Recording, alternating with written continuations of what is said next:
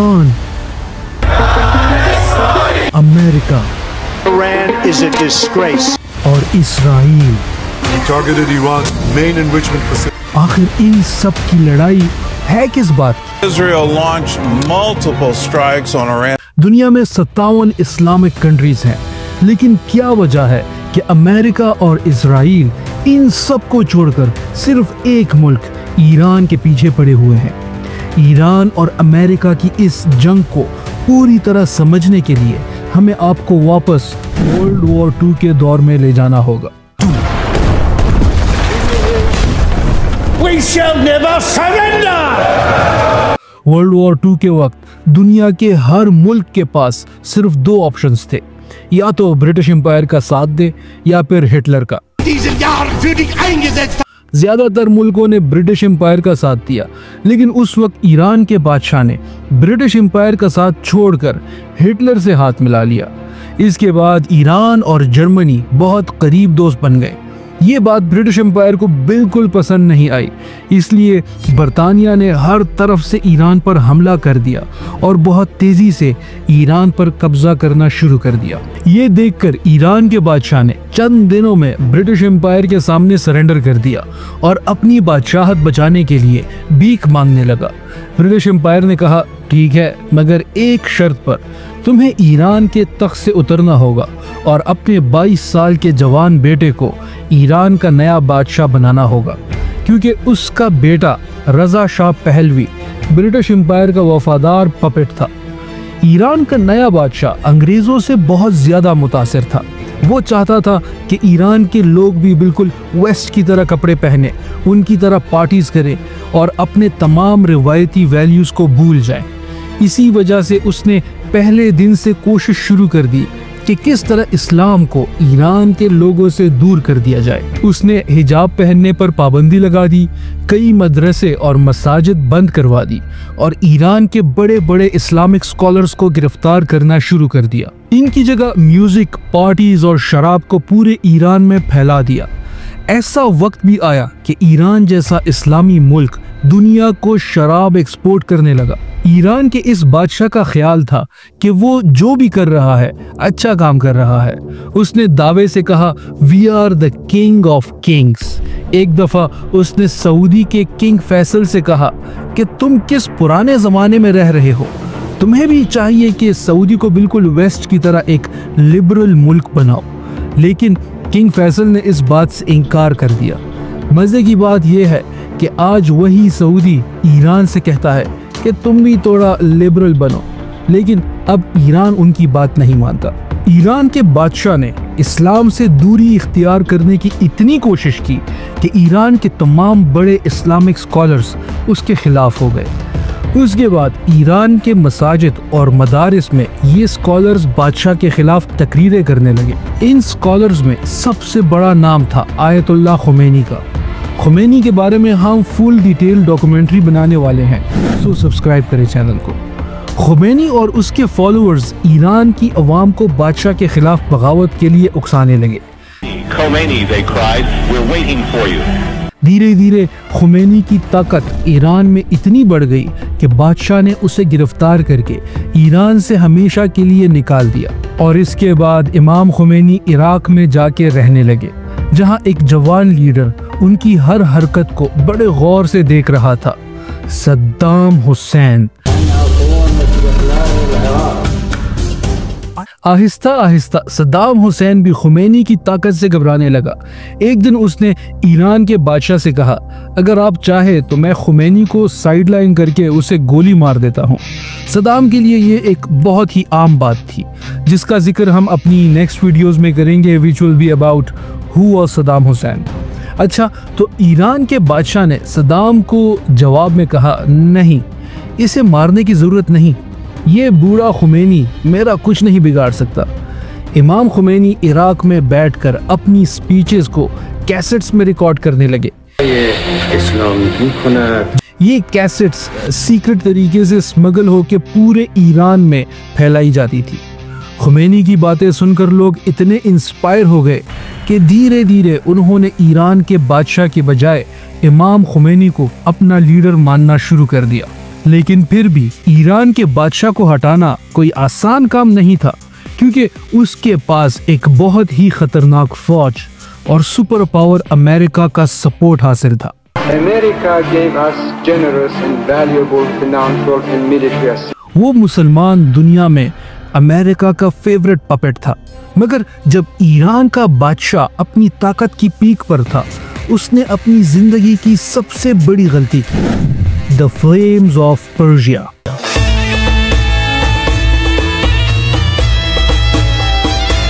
एक दिन ईरान के बादशाह ने ऐलान किया कि ग्रेट पर्शियन एम्पायर को दोबारा जिंदा करने के लिए ईरान में दुनिया की सबसे बड़ी पार्टी होगी। ये एक ऐसी पार्टी थी जिसमें दुनिया के तमाम लीडर्स और बड़ी सेलिब्रिटीज इनवाइट किए गए। ईरान का बादशाह उसी पर्शियन एम्पायर को जिंदा करना चाहता था जो हजारों साल पहले हजरत उमर बिन खत्ताब रज़ियल्लाहु अन्हु की खिलाफत में तबाह किया गया था। इस पार्टी के लिए ईरान के डेजर्ट के बीच में एक नई सिटी बनाई गई। अपने वीआईपी मेहमानों के लिए ईरान के बादशाह ने 600 लेमोजीन्स मंगवाई और मेहमानों को सोने की प्लेट्स में खाना खिलाया। उसके बाद ईरान के बादशाह ने सबको अपने सामने खड़ा किया और खुद सोने के तख्त पर इस तरह बैठा जैसे अब वही पर्शियन एम्पायर का नया शहंशाह हो। जब ईरान का बादशाह अपनी अयाशी की जिंदगी गुजार रहा था, ईरान के गरीब लोग सोचने लगे कि हम तो खाने पीने के मोहताज हैं और हमारा बादशाह सोने की प्लेट में खाना खाता है। इसीलिए इस पार्टी के बाद ईरान के लोग बहुत तेजी से इमाम खुमैनी की सोच की तरफ बढ़ने लगे और खुमैनी ने भी अपनी कैसेट्स में ऐलान किया कि ईरान का बादशाह आज के दौर का यजीद है। आहिस्ता आहिस्ता खुमैनी ईरान में इतना ताकतवर हो गया कि ईरान के बादशाह को समझ आ गया कि अब उसे सिर्फ एक ही ताकत खुमैनी से बचा सकती है, सुपर पावर अमेरिका। तो वो अपने बाप की तरह सुपर पावर के सामने भीख मांगने चला गया। अमेरिका, फ्रांस और दूसरी कंट्रीज के प्रेसिडेंट्स ने मिलकर एक बहुत अहम मीटिंग की और मीटिंग के एंड में उन्होंने ईरान के बादशाह को साफ कह दिया कि अब तुम्हें खुमैनी से कोई नहीं बचा सकता। ये सुनकर ईरान का बादशाह अपना मुल्क छोड़कर हमेशा के लिए भाग गया। जब इमाम खुमैनी को पता चला कि ईरान का बादशाह उसके खौफ की वजह से मुल्क छोड़ गया है, तो खुमैनी 14 साल एग्जाइल में रहने के बाद आखिरकार ईरान की तरफ रवाना हो गया। दुनिया की तारीख में अब तक किसी भी लीडर के लिए इतनी बड़ी गैदरिंग नहीं हुई जितनी खुमैनी के वेलकम के लिए हुई। 70 लाख लोगों ने खुमैनी को ईरान में खुश आमदीद कहा। ये एक वर्ल्ड रिकॉर्ड था। जैसे ही खुमैनी ईरान पहुंचे, ईरान की जमीन से पहली बार डेथ टू अमेरिका और डेथ टू इजराइल के नारे लगने लगे। मर्ग बर अमेरिका और मर्ग बर इस्राइल। खुमैनी के फॉलोअर्स ने अमेरिका की एम्बेसी के तमाम लोगों को गिरफ्तार कर लिया। खुमैनी ने अमेरिका के प्रेसिडेंट का नाम लेकर कहा कि मैं इन 50 लोगों को तब तक रिहा नहीं करूंगा जब तक तुम ईरान के बादशाह को हमारे हवाले नहीं करते। यहां से पहली बार अमेरिका और ईरान की दुश्मनी शुरू हुई। लेकिन ईरान का बादशाह कभी भी वापस ईरान नहीं आया। उसकी मौत के बाद उसके बेटे ने ईरान का नया शाह होने का ऐलान किया। अब ईरान में खुमैनी ने अपनी नई इस्लामी हुकूमत बना ली। लेकिन जैसे ही खुमैनी ईरान का लीडर बना, उसी वक्त ईरान के बिल्कुल पास इराक में भी एक नया लीडर उभर कर आया, सद्दाम हुसैन। मसला ये था कि दुनिया के बाकी लीडर्स खुमैनी की ताकत से डर रहे थे, क्योंकि खुमैनी अपनी स्पीचेस में बार बार मुस्लिम दुनिया के लोगों को अपने हुक्मरानों के खिलाफ बगावत करने पर उभारता था। ये देखकर इराक के लीडर सद्दाम हुसैन ने अमेरिका और अरब लीडर्स के कहने पर खुमैनी पर हमला कर दिया। ईरान और इराक के दरमियान 8 साल तक एक सख्त जंग चली। मगर पूरी दुनिया की सपोर्ट होने के बावजूद सद्दाम हुसैन खुमैनी को उसके तख्त से हटा नहीं सका। आखिरकार 8 साल बाद ये जंग खत्म हुई और कुछ ही अरसे बाद इमाम खुमैनी इसी दुनिया से चले गए। खुमैनी का जनाजा दुनिया की तारीख का सबसे बड़ा जनाजा था, जिसमें 1 करोड़ लोग शामिल हुए। आज तक ये Guinness book of world records में किसी भी लीडर के लिए सबसे बड़ी गैदरिंग है। खुमैनी के बाद ईरान के मिनिस्टर्स ने मिलकर नया लीडर चुना। आयतुल्लाह खुमैनी का स्टूडेंट आयतुल्लाह अली खामेनाई, जो आज तक ईरान का सुप्रीम लीडर है। इराक के साथ जंग खत्म होने के बाद ईरान के लीडर्स को समझ आ गया कि अब अमेरिका और इसराइल उनका पीछा नहीं छोड़ेंगे जब तक ईरान के पास अपना खुद का एटम बॉम्ब नहीं होता। लेकिन प्रॉब्लम यह था कि एटम बॉम्ब बनाना कोई आसान काम नहीं था। ये एक बहुत मुश्किल टेक्नोलॉजी थी और उस वक्त कोई भी मुल्क ईरान को ये टेक्नोलॉजी देने के लिए तैयार नहीं था। अब ईरान किसी मौजज़े का इंतजार कर रहा था कि दुनिया का कोई मुल्क उसकी मदद करे।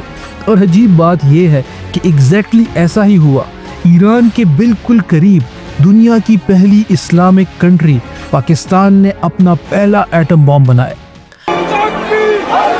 पाकिस्तान ने सक्सेसफुली 5 न्यूक्लियर टेस्ट कंडक्ट किए। Pakistan today successfully conducted 5 nuclear tests. Pakistan के एटम बॉम्ब के बाद डॉक्टर अब्दुल कदीर खान ने बहुत सीक्रेट तरीके से ईरान को सेंट्रीफ्यूज टेक्नोलॉजी भेजने शुरू की, जो एटम बॉम्ब बनाने के लिए सबसे ज़रूरी चीज़ है। सेंट्रीफ्यूज मशीन आसान लफ्ज़ों में एक वॉशिंग मशीन की तरह घूमती रहती है।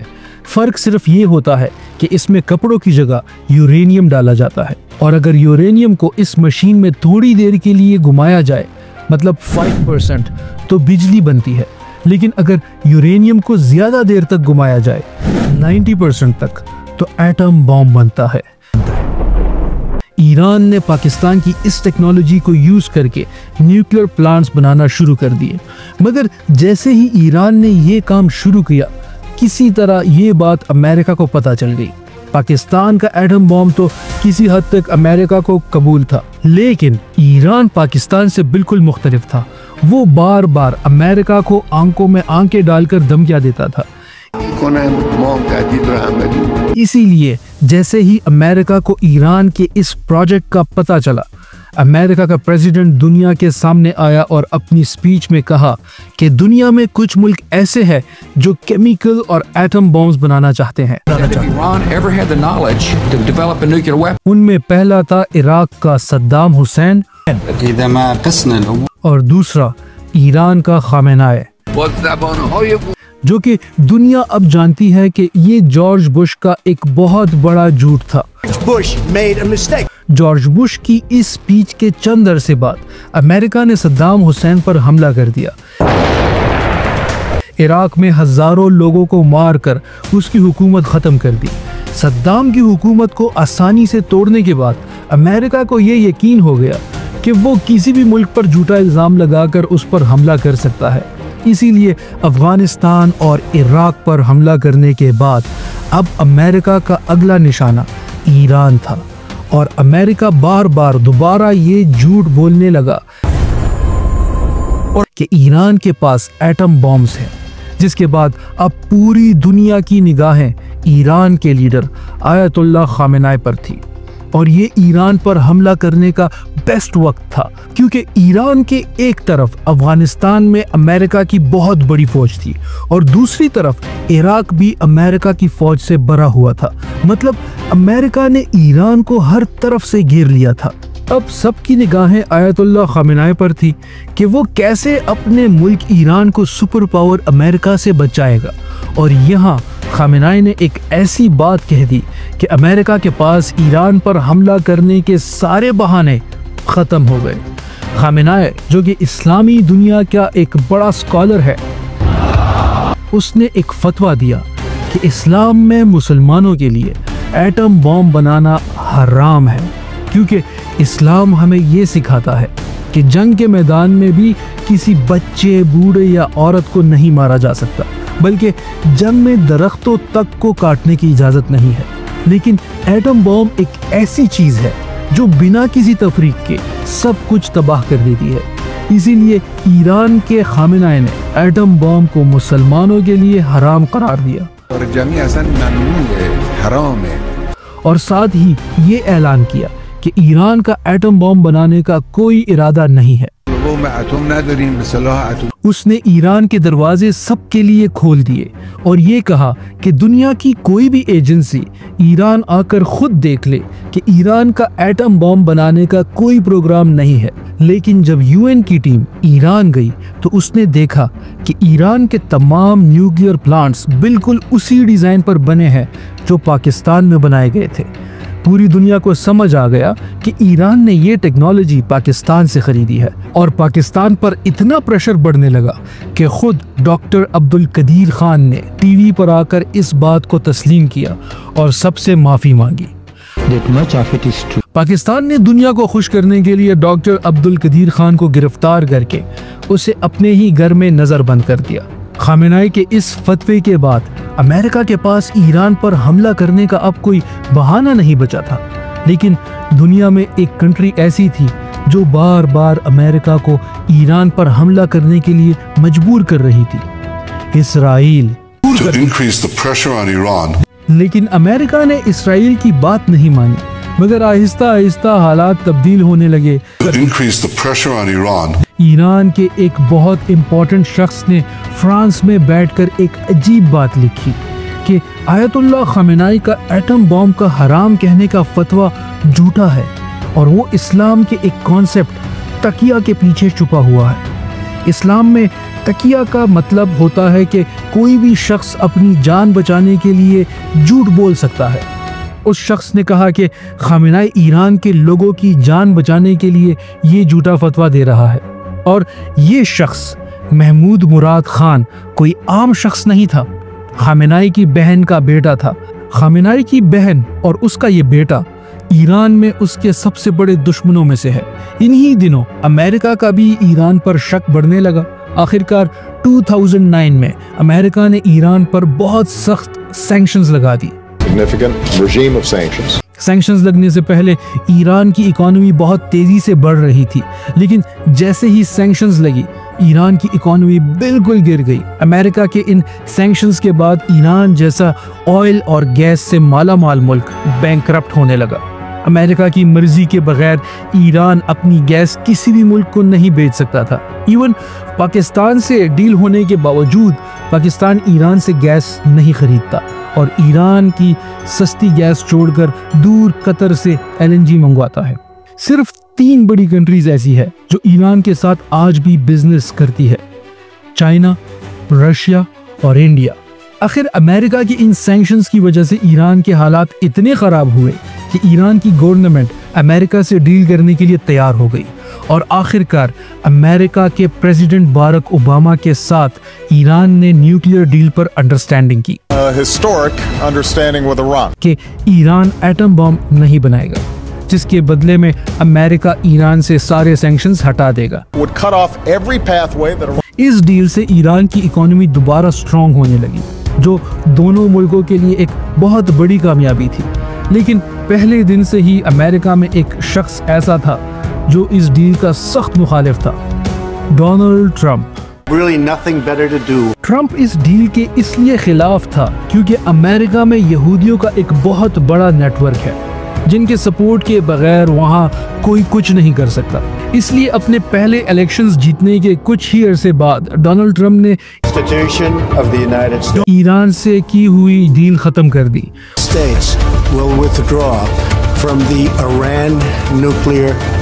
और एक बार फिर ईरान की इकोनॉमी को कमजोर करने के लिए ईरान पर सख्त सैंक्शंस लगा दिए गए, जिससे ईरान की इकोनॉमी एक बार फिर तेजी से गिरने लगी। लेकिन ऑफ कोर्स ईरान भी ईरान है, वो बाकी मुस्लिम दुनिया की तरह डर कर खामोश रहने वाला नहीं था। जैसे ही ट्रंप ने ईरान पर पाबंदियां लगाई, ईरान ने अपना न्यूक्लियर प्रोग्राम दोबारा शुरू कर दिया। लेकिन दूसरी तरफ डोनाल्ड ट्रंप को भी सब जानते हैं कि वो दुनिया में अपने अलावा किसी की भी बदमाशी बर्दाश्त नहीं करता। Bloody rampage is now. जब ईरान ने अमेरिका की आंखों में आंखें डाली तो डोनाल्ड ट्रंप ने उसे सबक सिखाने के लिए अचानक एक मिसाइल हमले में ईरान के आर्मी चीफ कासिम सुलेमानी को उड़ा दिया। Qasem Soleimani has been killed. ये ईरान और उसके अवाम के लिए बहुत ही जलील कर देने वाली बात थी कि कोई इतनी आसानी से पूरी दुनिया के सामने उनके आर्मी चीफ को मार दे। इससे आहिस्ता आहिस्ता ईरान में अमेरिका के खिलाफ गुस्सा बढ़ने लगा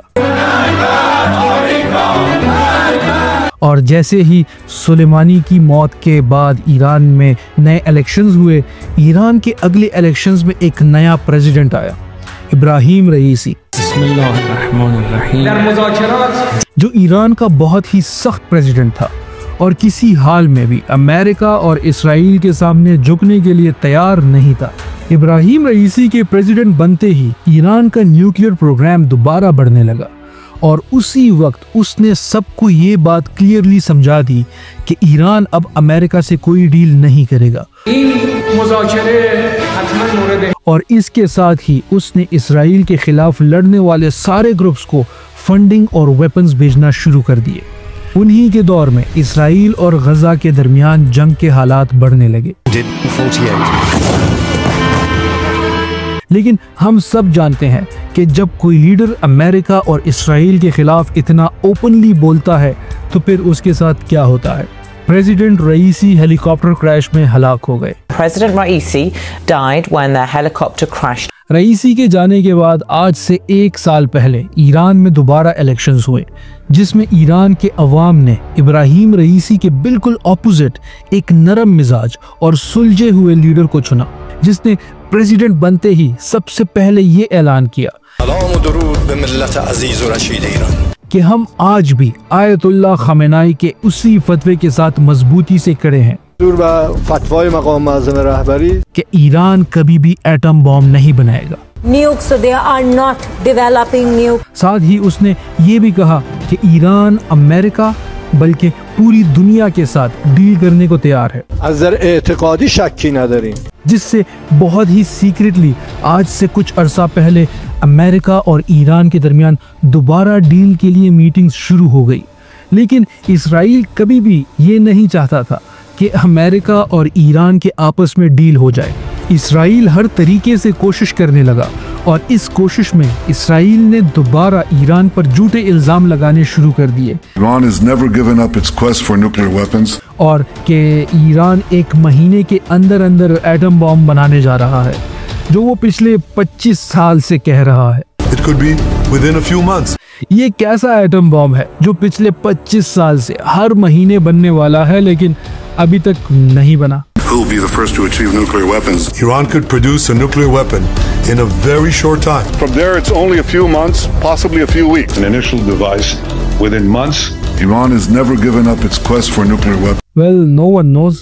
इसराइल ने ये इल्ज़ाम भी लगाया कि ईरान बार बार अमेरिका के प्रेसिडेंट डोनाल्ड ट्रंप को मारना चाहता है, इसीलिए आज इसराइल ईरान पर हमला करके ईरान के हर उस शख्स को निशाना बना रहा है जो अमेरिका के साथ डील करना चाहता है।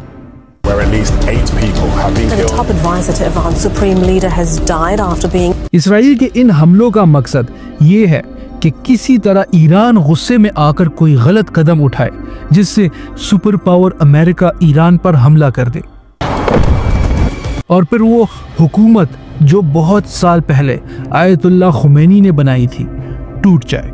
और उनका ये प्लान कामयाब भी हो चुका है। 22 जून 2025 को अमेरिका ने ईरान के 3 बड़े न्यूक्लियर साइट्स, जिसमें फोर्डो भी शामिल है, उन पर बहुत सख्त बॉम्बिंग स्ट्राइक्स की हैं। प्रेसिडेंट ट्रंप ने इन स्ट्राइक्स को कामयाब करार दिया है।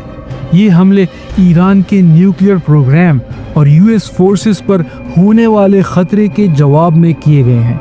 ट्रंप ने साफ कह दिया है अगर ईरान ने जवाब दिया तो और भी स्ट्राइक्स तैयार है। ये सब उस वक्त हो रहा है जब इसराइल और ईरान का तनाज़ा पहले ही शिद्दत इख्तियार कर चुका है। मिसाइल्स और ड्रोन्स के हमले मजीद टेंशन बढ़ा रहे हैं। इसके बदले ईरान ने अमेरिका पर शदीद गुस्सा जाहिर किया है। और कहा है कि ट्रंप ने डिप्लोमेसी और खुद अमेरिकन वोटर्स को धोखा दिया है। तेहरान का कहना है इसका जवाब हमेशा याद रखा जाएगा। अच्छा, तो आपको क्या लगता है कि ये ख़त्म हो गया है? तो तैयार रहिए, असली तूफान अभी बाकी है। चैनल को सब्सक्राइब करें, वीडियो को लाइक करें और कमेंट में बताएं कि क्या ये इस जंग का खात्मा है या एक नए वर्ल्ड वॉर का आगाज़। अल्लाह हाफ़िज़।